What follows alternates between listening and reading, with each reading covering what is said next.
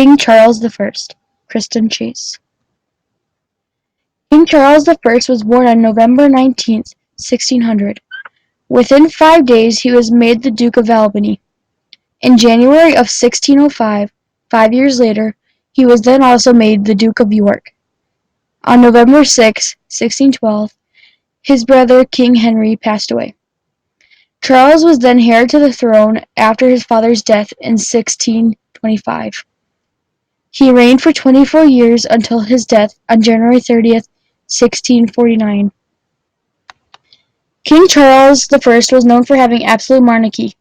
Absolute monarchy is a form of government where a single ruler, typically called a king or queen, has complete control over all parts of the government.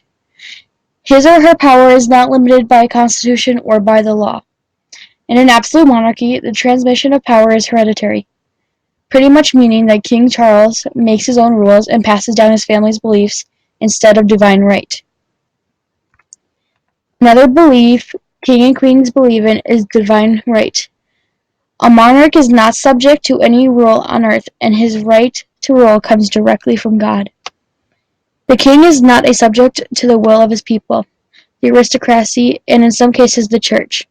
Any attempt to depose the king or restrict his powers is going against the will of God. King Charles was more of an absolute monarchy kind of man. He did believe in divine right, however, he never actually followed through with it. In 1628, the Petition of Right was passed, which prohibited the king from infringing on specific liberties of the people.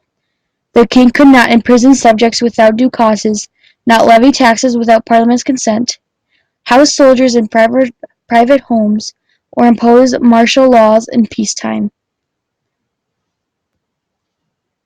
In 1629, a year later, he violated the Petition of Right by imposing many taxes on English people. At this point, he is the monarch in an absolute monarchy, but because his popularity was so low, he would not stay in a position of power for very long. Again in 1637, Charles tried to force the Scottish to accept the Anglican prayer book. He wanted the English and the Scottish to follow this same religion. The Scottish rebelled and the king's power would never come back. A civil war began in 1648. Eventually, Charles I was accused of tyranny against the people and beheaded on January 30th, 1649. Through the reign of Charles I, Europe became challenged to rethink the role of absolute power through the institution of the monarchy. And that was the end to King Charles' reign.